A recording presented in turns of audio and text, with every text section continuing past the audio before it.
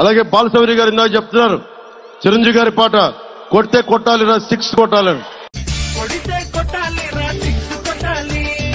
ధోని కొట్టే 6 ఎలా ఉంటుంది?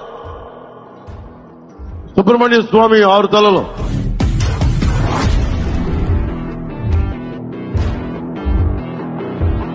నంబర్ 6 పార్లమెంట్ అభ్యర్థులుగా నంబర్ 6 బాలశౌరి గారు గుర్తుపెట్టుకోండి. మన జలసాలు ఒక డైలాగ్ ఉంటుంది, ఎదుటోడు దాడి చేస్తుంటే ఒకటే గుర్తుపెట్టుకోండి, నీ చేతిలో రాడ్డు వాడి head, rod head, rod head.